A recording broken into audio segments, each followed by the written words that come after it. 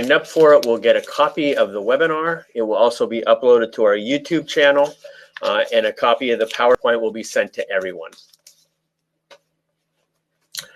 Having said that, let me start with the following introduction.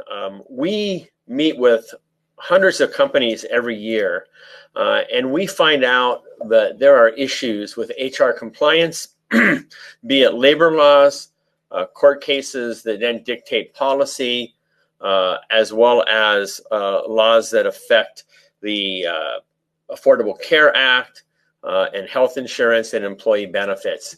So we decided to do this webinar about HR and being ready for a compliance audit, and hopefully this information will be helpful for everyone. As always, we have a disclaimer. I was actually at the seminar this morning with our labor attorney who was doing a seminar on harassment investigations, but she always says, I gotta say, this information's for informational purposes only. Should not be relied on for substitute for legal, accounting, tax, or other professional advice. Contact your employment attorney for legal advice. Having said that, then we can start. So this morning, we're going to talk about what an employer needs to know about labor laws that affect them and their employees, what is covered in an HR assessment/audit. HR assessments are the common terminology now. People don't like the word audit because it scares them, so we'll say assessment. The HR notices that are required of employers to provide employees, the health plan notices, poster requirements, information an employer should know about employees regarding different topics like wage and hour, lunch breaks and meal breaks and what have you. Job applicants and how to stay out of trouble. And then from HR California, 10 reasons employers get sued. So having said that, let's start with what an employer needs to know. The big problem today is that employers need to know information about labor law from city, county, state, federal. Under federal, I put some of the departments, but this is not inclusive. The IRS, Department of Labor, Department of Health and Human Services, Homeland Security, Office of Civil Rights, OSHA, and then California, it was so many, but I didn't list all of them. Affordable Care Act compliance, ERISA compliance for health plans. ERISA compliance is done by the Department of Labor. HIPAA compliance is done by the Office of Civil Rights, which is part of the Department of Health and Human Services. And if you're over 50 employees, then you have to comply with FMLA. The major issue today are there is not one place that an employer can go to where they can get all the information they need from all these agencies or departments. So, for example, in California, there might be 5 different notices or brochures that you have to provide employees. However, there's no one website you can go to for the state of California to find those out. It could be Department of Industrial Relations, it could be Cal OSHA, it could be the Department of Insurance. There's so many different agencies. So the problem employers have is that basically there's no place to go to get the information. And so when we do our HR assessments, which are different than the audits we're going to talk about in this webinar, the assessments we do are a 2-hour question and answer overview for an employer, and we keep uncovering things that are missing. We're not looking at files, but we're just asking questions, but we uncover things that are missing all the time. And I would tell you, very rarely have we ever run into a company that has 100% of everything that's perfect. Now, we did run into a company in Cerritos a couple years ago with 300 employees. The head of HR was certified through SHRM, Society of Human Resource Management, and she had everything 100% correct. Her main issue is she didn't have time to deal with her employees if she was dealing with compliance, and that's one of the other issues. So we're going to get down to peeling the onion. Being an employer is never easy. HR assessments uncover human capital risks, and there's a lot of human capital risks we have to deal with. And we're going to start with who can conduct an HR assessment or an audit. Employers can conduct an internal HR audit, but the issues are they don't usually have the time to conduct it or the knowledge of what they need. You can hire an HR consulting firm to do it. you can hire an employment law firm to do it. Obviously, an HR consulting firm would be less expensive than an employment law firm. But basically, to do a full audit, you really need to outsource it and get a benchmark as to where an employer is, what they're missing, what they need to do differently. And I'll explain that as we move on.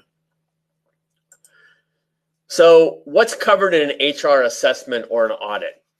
So I'm not going to cover every single item on this list because you have the list in front of you and we're going to send you the PowerPoint.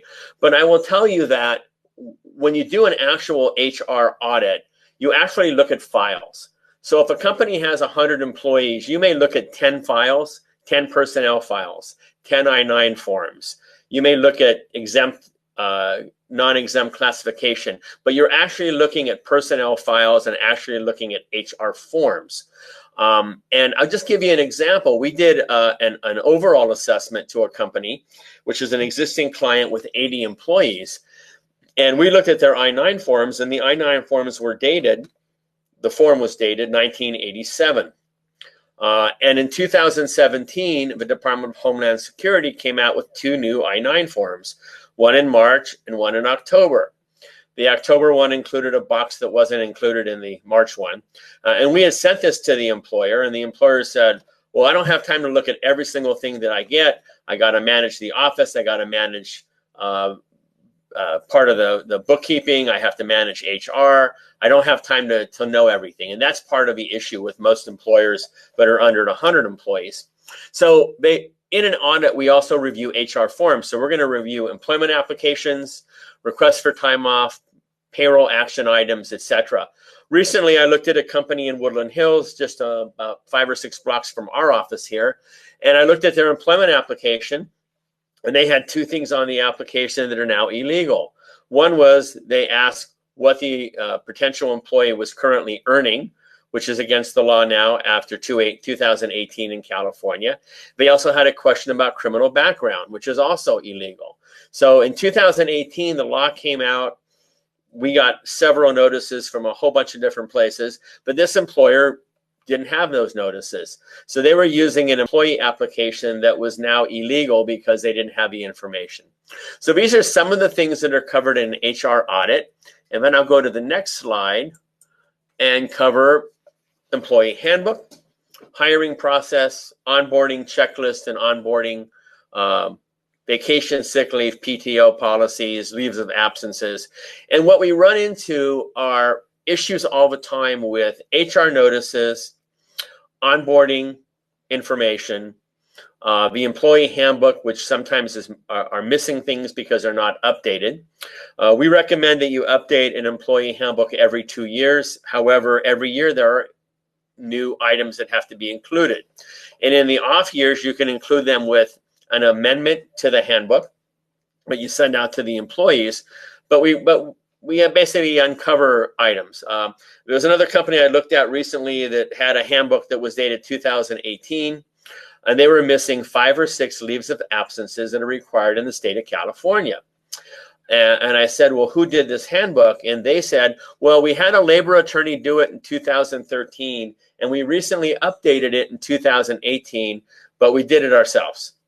And they were missing leave of absence policies regarding voting rights, school activities, military leaves of absence, and 3 or 4 others that were required by the state of California subsequent to 2013, but they didn't have the information.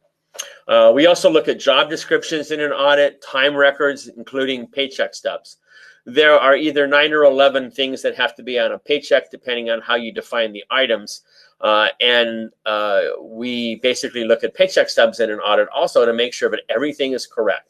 There's an employer that is being sued right now because the last 4 digits of the Social Security numbers were not on each paycheck stub. They used either ADP or Paychecks. I don't know which one because the person who told me the story was their labor attorney, and she wouldn't disclose which payroll company, except it was one of the big 2. And instead of the last 4 digits of a social number, like 1, 2, 3, 4, it had XXXX. And the employee who was disgruntled found an attorney, and they're suing under the PAGA provision as a class action suit, and the initial court said it can go on to a court of higher. So it's in the appeals court right now, but the paycheck was wrong, and they may end up having to settle the case. Recently, there was also a case where a company in Pacoima, California settled for $1.2 million for rest break, meal break violations, because they were trying to be nice to certain employees and let everybody take lunch at the same time. They weren't really counting the hours, and some employees that started early in the day were not getting their lunch within the 5-hour period, and they got sued for $1 million too. So an HR audit can uncover some of these items. But next are required HR notices. Now, these are all the notices that are required in the state of California and federal government, but this is for the state of California, that have to be provided to every new employee, and also recommended that every employee gets certain notices every year, or might be required. So I-9 form, W-4 form, notice to employee wage and work comp information. The ones that are bolded are the ones that we usually see missed. So for all new employees, they have to do 1, 2, 3, 4. Notice to employee wage and work comp information. It's a state of California form that basically says, here's what you're getting paid, here's when the payday is, here's our work comp carrier. And then notice of personal physician designation form is, in the first 30 days, an employee can say, if I get injured on the job, I want to go to my own doctor, my own chiropractor, or my own acupuncturist. The notice was revised a couple years ago, and that has to go to all new employees. But notice of privacy practices and the rest of the ones on here should go out every single year to the employees. The ones we find missed most often are privacy practices. As an employer, you have confidential, private, non-public information on your employees. You may have home addresses, phone numbers, email addresses, cell phones, phones of emergency contacts, and all that has to be protected under privacy, under HIPAA privacy. And there should be a notice outlining what your HIPAA policies are. Also, if you have a health plan, you have to have a notice of HIPAA privacy practices. The notices and brochures 6 through 10 are notices that are required by different departments or agencies in the state of California. And those should be done every single year and have the employers sign off that they acknowledge they received it. Notice of eligibility of earned income tax credit. That started about 2 or 3 years ago. It should be something that you give out with your W-2s every year before January 30th. The health insurance marketplace notice. I don't want to tell you how many employers do not do this. Whether you offer benefits or not, once a year under the Affordable Care Act, you are required to provide your employees with a notice. If you don't offer health insurance, the notice says, we don't offer health insurance, but you can get it through the state exchange. And if you offer health insurance, the notice says, we offer health insurance to eligible employees that work 30 hours or more a week.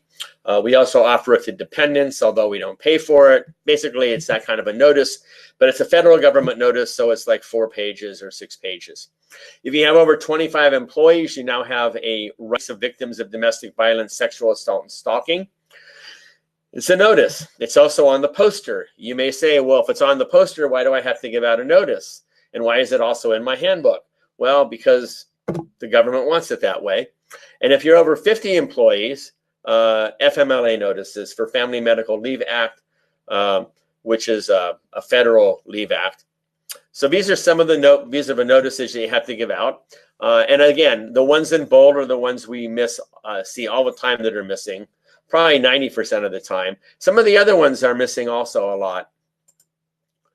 Required health plan notices. So if you have a health plan, the ones that are in bold, again, are the ones we see most notably missing. A health insurance marketplace notice. A couple years ago, there was a new notice called the Notice of Special Enrollment Rights. That basically says to an employee at open enrollment, if you have a qualifying event under the IRS code in the next year before the next open enrollment, you may be able to add your dependents onto the health plan. This is a notice of what the special enrollment rights are. Also, the Medicare Part D credible coverage notice. All employers have to provide the employees that are 65 and over, or if their dependents are 65 and over, a notice that says that your health plan is equal to or better than the Medicare Part D drug plan. So every health plan has drug benefits, and unless you have a bronze plan or an HSA health savings account compatible plan, every plan is creditable with Medicare Part D. But you have to send them a notice every year. And also you have to go onto a Medicare website as an employer and type in some information online that says you're in compliance. Notice of special enrollment rights, I mentioned. Summary plan description.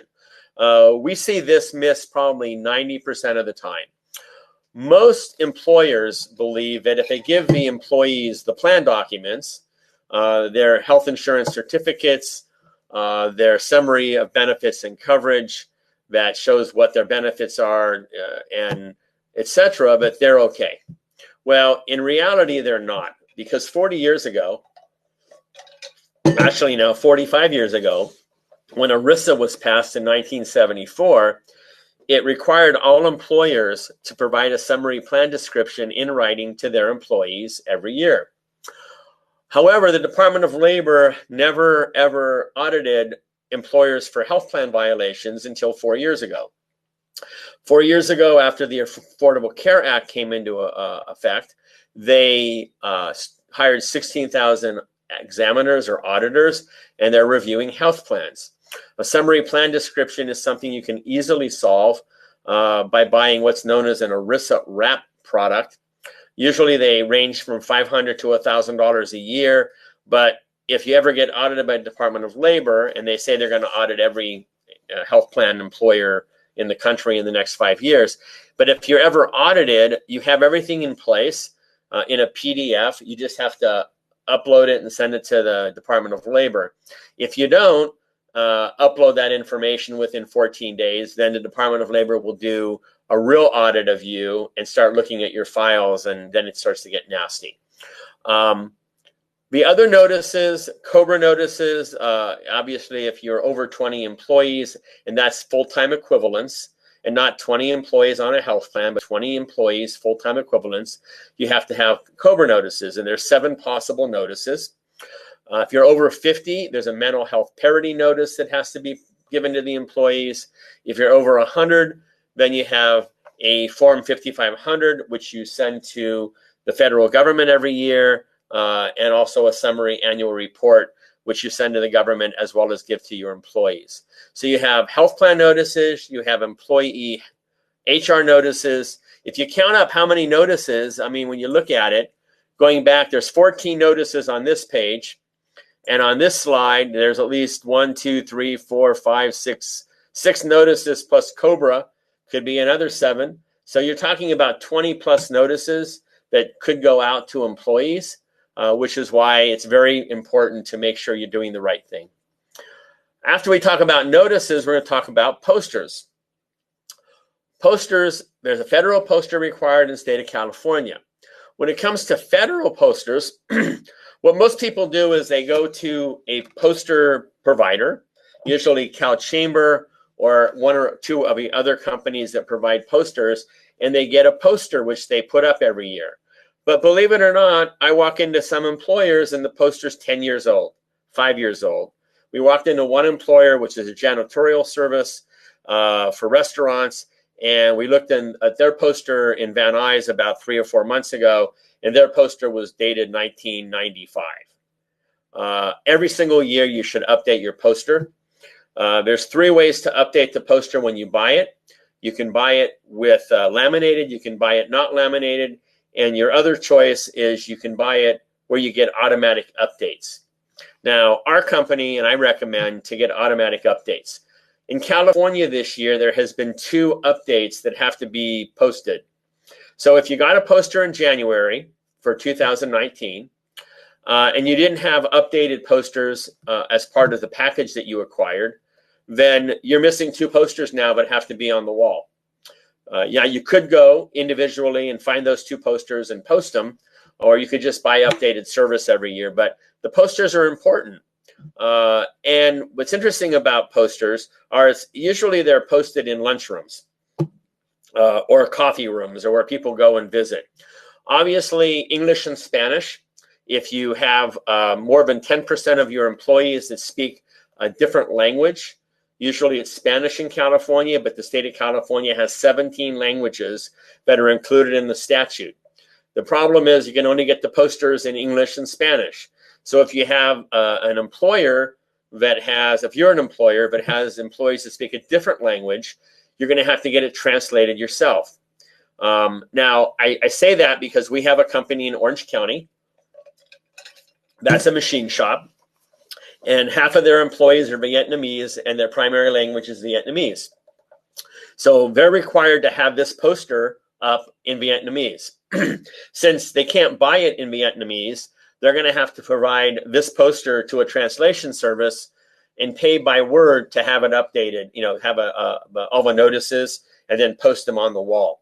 So it can be a problem if you have multiple languages. Usually we see this with companies with Filipino employees, Chinese employees, Vietnamese employees. Spanish are the most common. State of California, some of these are some of the required items that have to be in the posters. The ones this year that are new are the one right here, which is called Family Care and Medical Leave and Pregnancy Leave Notice. There used to be a notice in the poster called a CFR notice that has been changed now to the Family Care and Medical Leave and Pregnancy Leave Notice. That's one of the new ones. And there's a new Parent Leave Act that started in 2019, and these are the two brand new notices that if you had your posters in January, you're missing those. So if you're on the call and you don't have these two posters, you might want to go online to the state of California and look up these two posters and print them out. That might be helpful to you. Let me move on to City of LA for a second. City of LA, there's two notices that you have to put on the wall. One is a minimum wage notice and one is a fair chance notice. I'm not going to go into what the fair chance notice is at this time, but there are two notices you have to have. And various cities have notices. So if you're in the city of Santa Monica, city of San Francisco, city of Oakland, different cities in the state of California have their own notices in addition to state and federal notices. So you should be aware of that. By the way, I didn't say this, but if anybody has any questions as we're moving on, there's a chat box in the lower right-hand side, and you can type in a question or I'll ask for questions at the end of this.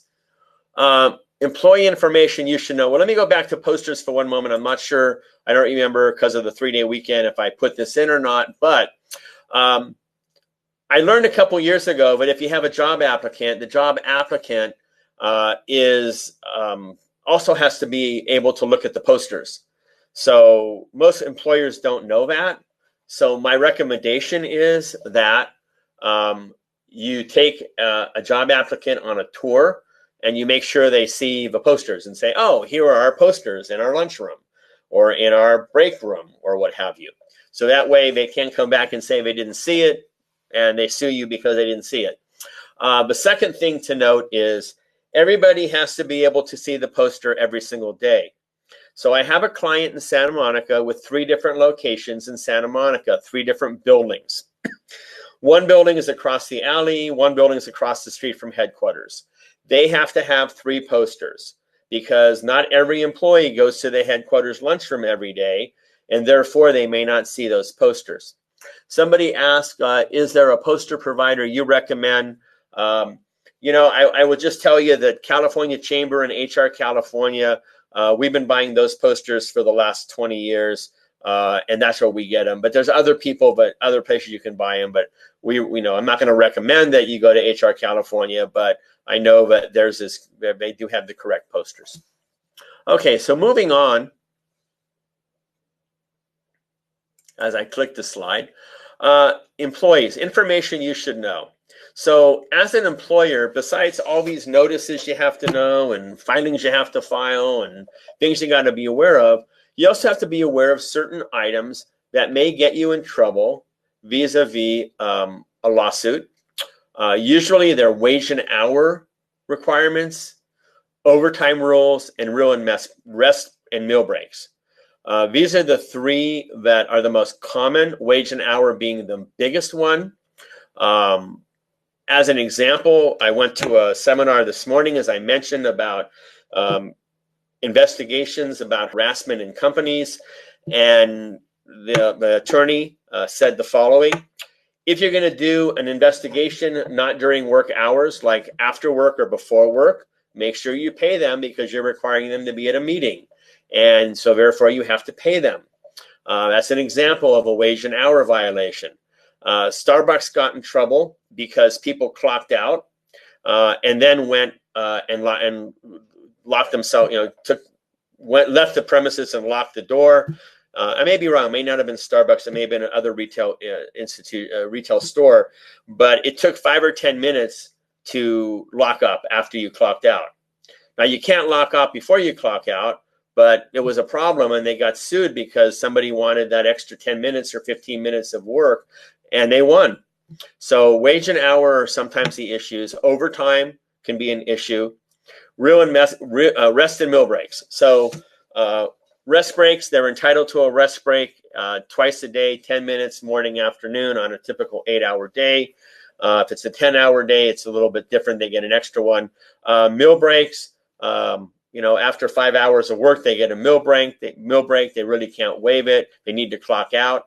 The only thing I'll say about meal breaks that we find is the biggest problem is that if someone's taking a meal break, they cannot be interrupted at all for business. They can't pick up the phone. They can't answer a question or anything. If they do, under California law, their meal break starts all over again. So, for example, we give 30-minute meal breaks as required in California. And if someone's having lunch in the lunchroom, I cannot walk in and ask the employee a question. If I do ask them a business question about a client or something, then they get their meal break started from minute one again. And we see lawsuits about this. Exempt, non-exempt, big problem. Sick leave, California, or specific cities. I'll mention something about sick leave that's really important. The city of Los Angeles law on sick leave says that if an employee works at least 2 hours in the city of Los Angeles, that they're entitled to the LA sick leave. So let me give you an example. Jorgensen HR, which is now a company that I'm involved with, they have HR consultants that go all through Southern California to clients, and they do consulting work, project work. Jorgensen HR is headquartered in Santa Clarita, which is outside of Los Angeles. But each HR consultant leaves from their homes. And some of the HR consultants do project work at their homes as remote employees. And if they're in the city of LA, or are going to a client in the city of LA, then they have to get city of LA sick leave. So you could have a company where you have 5 employees, but are required to have city of LA sick leave, and 5 employees that aren't. And then the employer has to make a decision. Do I give everybody 6 days of sick leave? Or do I give 5 employees 3 and 5 employees 6? And how do I do that? How does payroll handle that? It kind of gets into an issue. I talked about paycheck stub requirements earlier. The only other thing I'll mention is suitable seating requirements. In California now, there's been a court case that if your employees have to stand in their job, like a cashier at a supermarket or a greeter at Walmart or something of that nature, you have to provide them suitable seating so they can sit down and do the job sitting down if they request it. So these are just some of the information you have to know, between wage and hour and overtime and sick leave and other leaves of absence. It gets very complicated. Other information, mileage reimbursement. Now in California, every company with 5 or more has to have sexual harassment training. Employer healthcare arrangements. This is something I want to bring up. It actually came up last week at Really Great Employee Benefits. We had a company call and say they hired a new employee. It's a private school, and it's the head of their preschool. and they want to give them $600 a month for their health insurance because the employee didn't want to go on the private school's health insurance. That is against the law. IRS Notice 2013-54. We see this violated all the time. An employer cannot pay an employee not to go on a health plan. An employer cannot pay an employee who doesn't want to go on the health plan.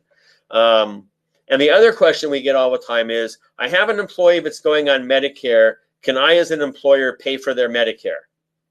Because I'm saving a lot of money if they're not on the group health plan. That's against the law too. If you have 20 or more employees, that is against the law. You can't do it. 20 and under, it's questionable. Cell phone policy, cell phone reimbursement. The only thing I want to mention about cell phone reimbursement is that if an employee uses a cell phone for business, a personal cell phone for company business, they have to be reimbursed monthly. Even if the employee has a plan that everything's free, phone calls are free, texting is free, internet's free, you just have a monthly fee, you have to give them a reimbursement. Under California, a court case that came up. So for example, if I have employees that go out to see clients and they're using a personal cell phone to call the office or call the client or go on their personal phone when they're at the client on the internet to look something up, bottom line is you have to reimburse them for that. And the best way to reimburse them, which is permissible by law, is to give them $10 or $20 a month. If you give them $10 or $20 a month, you're probably safe. So in Jorgensen HR, every employee that has a cell phone and works with clients and uses their cell phone for clients gets $20 a month. That's just the policy we have now. Affirmative action plans. If you have 50 or more employees and you earn $50,000 or more from the federal government, either directly or indirectly, so you could have a direct contract with the federal government, or you could sell widgets to you can be a subcontractor and sell widgets to a company that puts it in something with the federal government contract, or you have somebody that works for the federal government and you're providing them supplies for whatever they do. You may be required to have an affirmative action plan updated every single year and have it on hand in case the federal government audits you. You may go, well, I'm not the direct contractor. How would they audit me? And the answer is that the federal government would audit the contractor, find out who they buy from. And if they buy more than $50,000 from a subcontractor or a supplier or inventory or anything, then the federal government could go to that supplier and ask for an affirmative action plan. So that's very important. So these are some of the information you have to know regarding employees. I put gender neutral restrooms there because if you have a single purpose restroom in your company, could be in the warehouse, could be in the manufacturing area, could be in the office. But if it's a single use restroom where you walk in, you close the door, you lock it, and nobody else can come in when you're in there, it's got to be gender neutral. Period. End of story. Gender neutral since 2016, state of California. If you have two restrooms and one's marked male and one is marked female and they're single purpose, they have to be changed to gender neutral. That's another violation we see a lot. Moving on, employee safety. So you have to also deal with workers' comp, OSHA rules and requirements.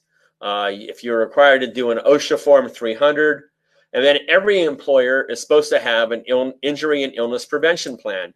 Even if you're an office, we have to have, I have 14 employees at one company and 11 at the other. So I have 25 employees in two companies that we basically own. Therefore, we have to have an injury and illness prevention plan for each company, and they may have to be different. So employee safety is important.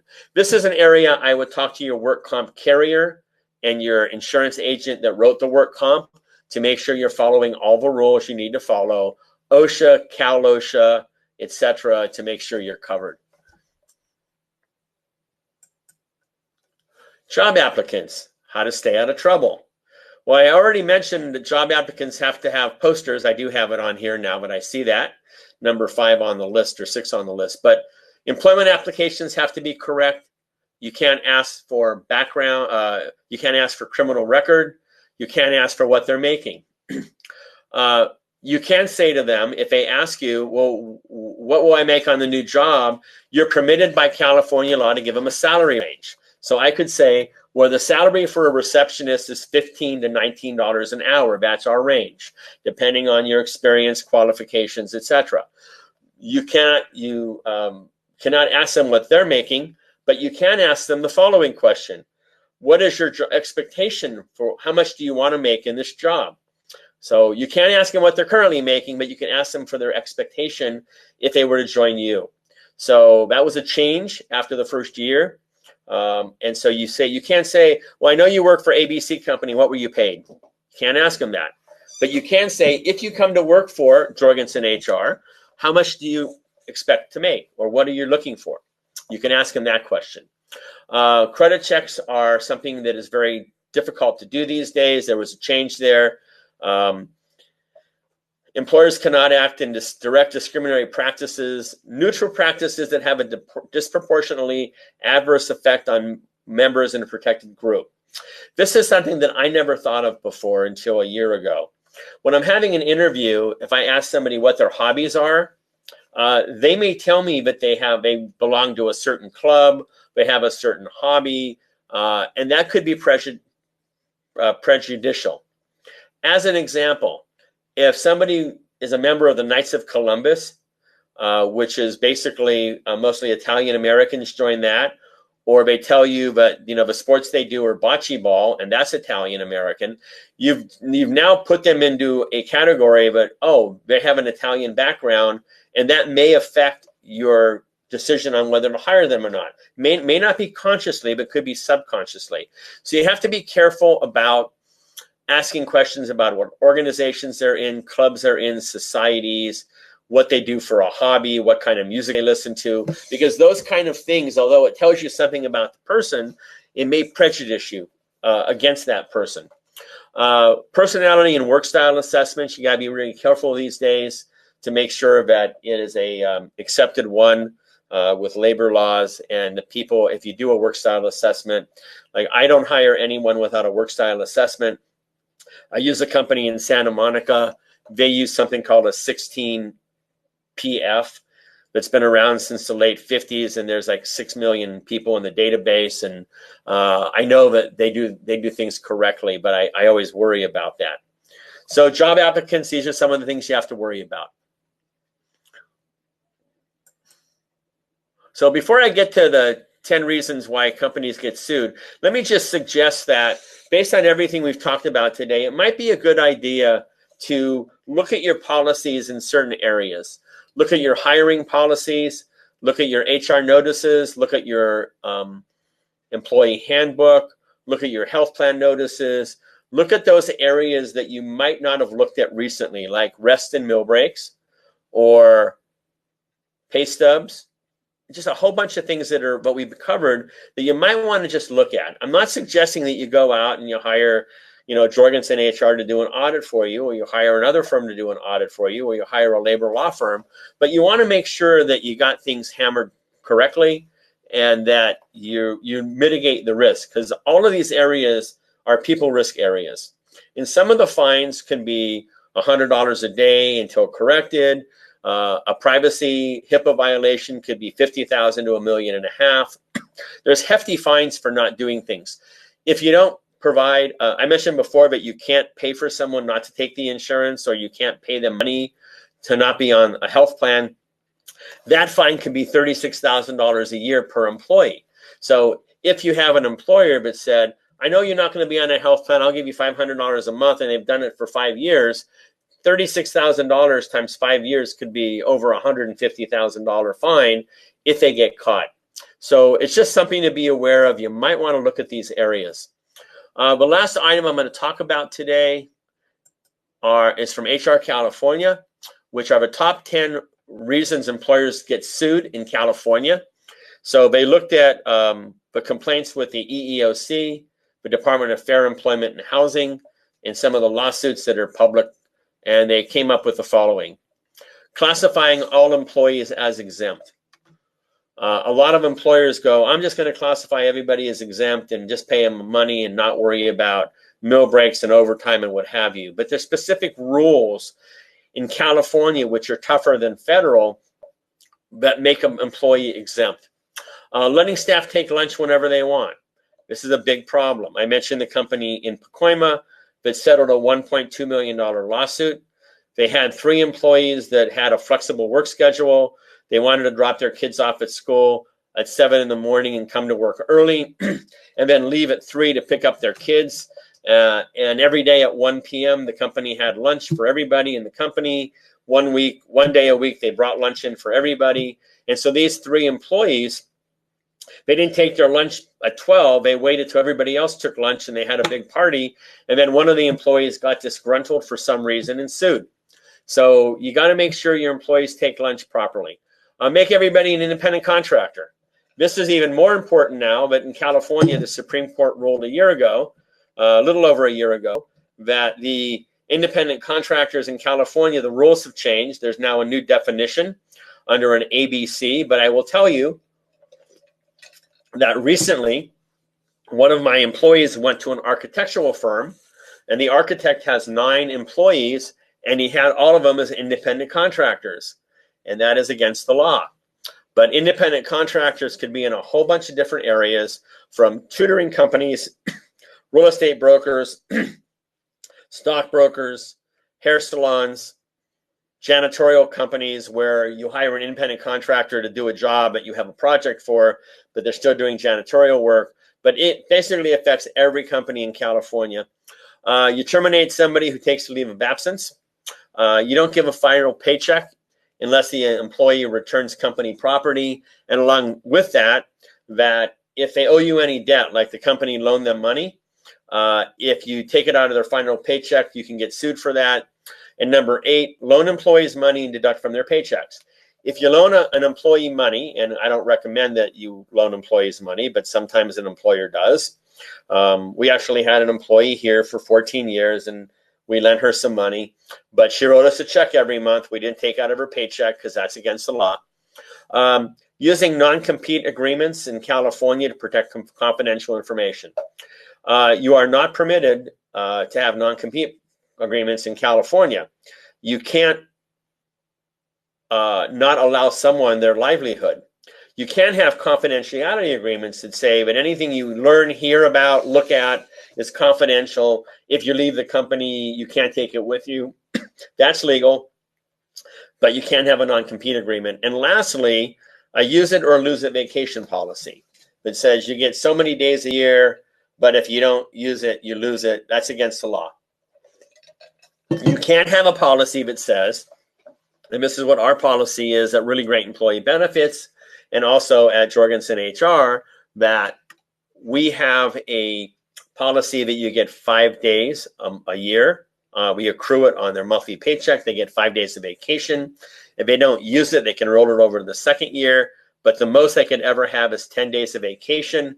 They don't accrue any vacation after 10 days or 80 hours, however we have worded it. That's acceptable, but you can't say if you don't use it, you lose it. Because if somebody leaves your employee, you have to pay them their back vacation. So if someone hasn't taken vacation for several years, you might owe them 3 or 4 or 5 years of vacation. So you can have a policy that limits how many days they get in vacation based on a policy.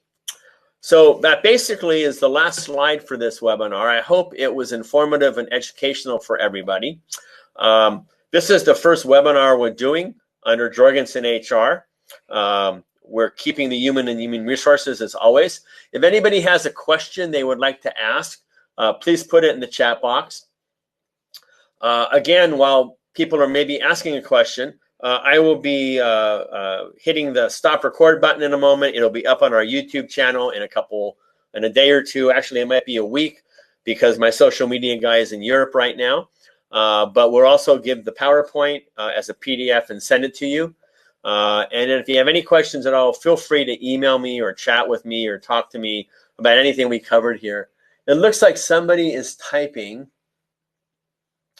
Is harassment, what is, okay. So harassment training. So let's talk about that. We offer three options for harassment training. Jorgensen HR has group sessions, which are $600 for a 1-hour employee session, or $1,200 for a supervisory session, which is 2 hours. We also have online training, which is $25 a person for employees and $40 for a supervisor. And what some companies will say is, well, we can't have you come out and do all the training because our employees can't be there all at once. So we also have group training where different employers will send people to our conference room, and we'll do that, which again is $25 a person or $40. So you can have sexual harassment training either by a labor lawyer or an HR consultant or consulting firm. Aliza Golan, I will email you information today about what we offer. There's also a labor law firm that has a video that they have now approved with the state of California, which is kind of like online training, but they have a video, and they charge, I think, $750 for the video of a law firm I know. But basically, the online training is probably the least expensive way. So $25 an employee, $40 for a supervisor. They can just sign online and do it, but if they do it not at work time, you're going to have to pay them for that time. But I'll send you a notice, Aliza. Anybody else have a question today? Well, in that case, I thank you very much for being on the call. We will have a webinar next month. I'm not positive of the topic yet, but it might be about employees who whine and are angry about something with another employee at the company or a supervisor, or they're being harassed, and what an employer has to do. We might have a webinar on that next. So thanks very much and have a great week.